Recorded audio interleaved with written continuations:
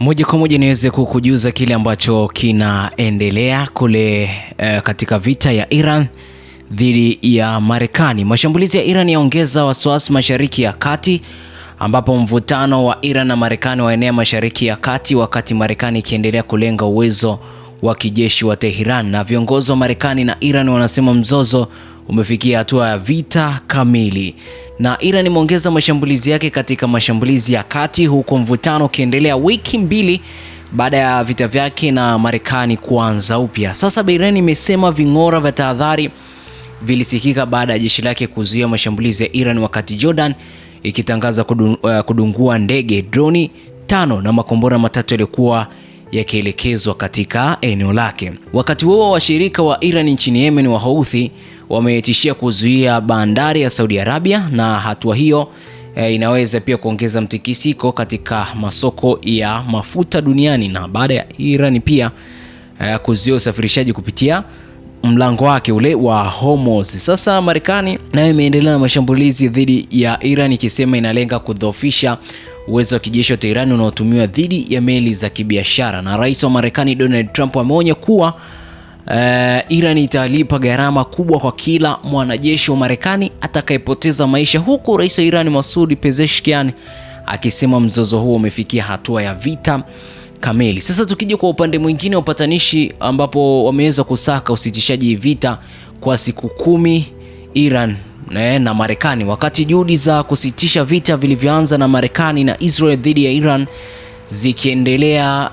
Marekani imeshambulia Iran kwa mara ya 10 mfululizo, na Iran ikilenga maeneo ya kijeshi ya Marekani huko Cuba. Na afisa mmoja wa ngazi za juu wa Iran aliliambia shirika la habari la Reuters kwamba Iran ilikuwa imepokea pendekezo la upatanishi la kutaka kuwepo usitishaji wa mapigano wa siku 10 katika jitihada za kuokoa makubaliano yaliyosainiwa mnamo mwezi Juni kati yake na Washington, ambayo pia yalidhamiria kukomesha kabisa vita hivyo vilivyoanzishwa na Marekani na Israel mwishoni mwa mwezi Februari. Na siku ya Jumatatu, ambayo ilikuwa ni siku ya tarehe 20, waziri wa mambo ya ndani aliwasili nchini Pakistani na mpatanishi mkuu wa mzozo huo kwa ajili ya mazungumzo yao, ingawa hakukuwa na uhakika ikiwa makubaliano mapya yangeliweza kufikia kwa haraka. Lakini shinikizo hilo la kidiplomasia lilitanguliwa na usiku mwingine wa mashambulizi makali ya Marekani dhidi ya miji kadhaa ya Iran, na pia majibu ya jeshi la walinda mapinduzi la Iran dhidi ya miliki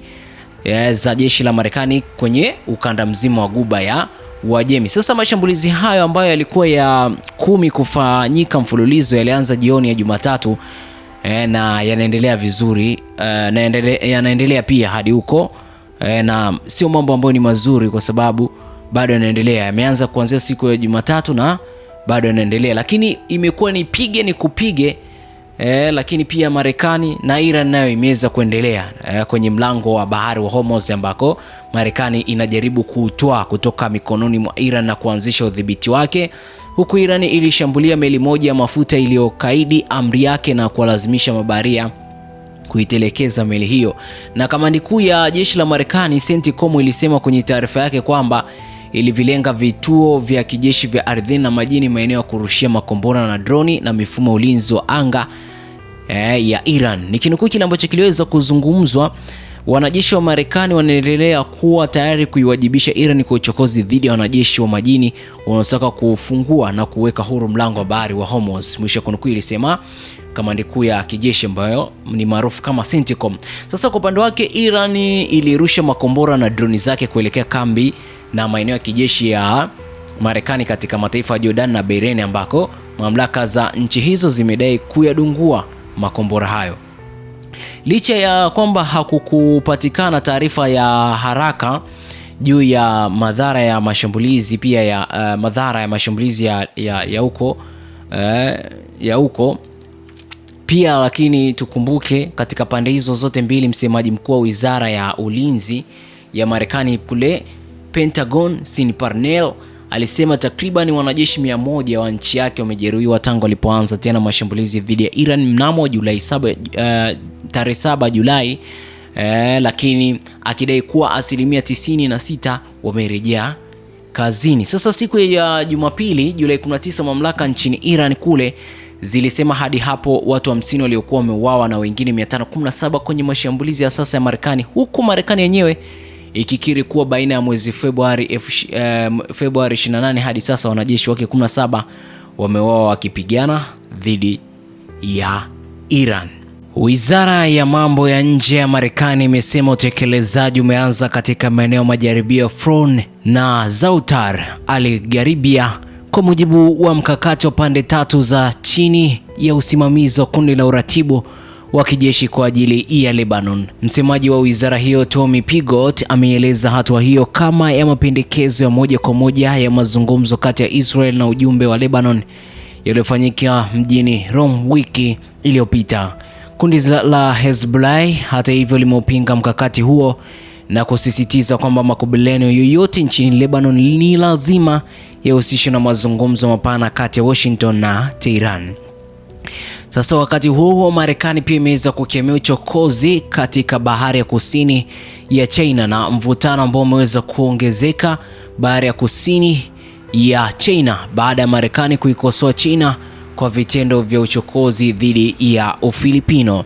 Marekani imeilaani China kwa kile ilichokiita vitendo vya hatari na vya uchokozi kufuatia mzozo kati ya walinzi wa pwani na wa China na jeshi la wanamaji la Ufilipino katika bahari ya kusini ya China.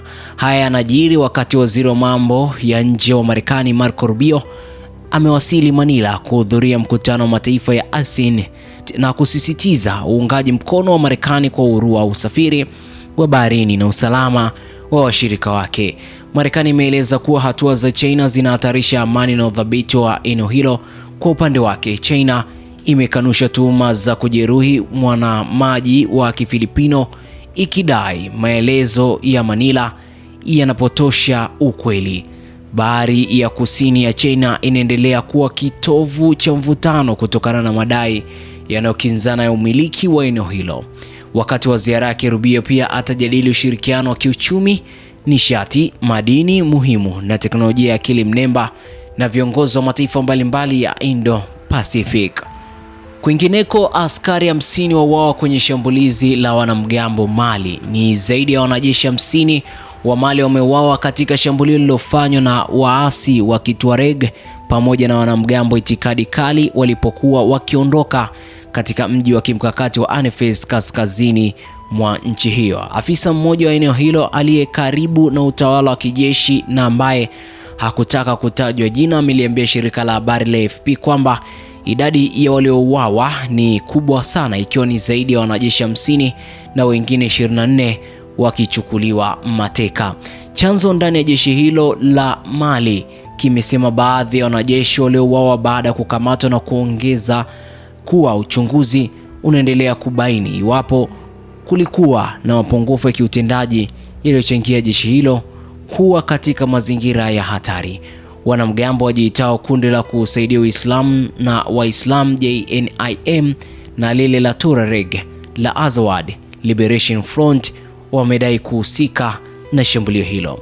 Shukrani kwa baba wa kivita na historia ya dunia. Jina langu ni Tobias Kisimo na ni follow Instagram kama DJ Toby TZ. Asante.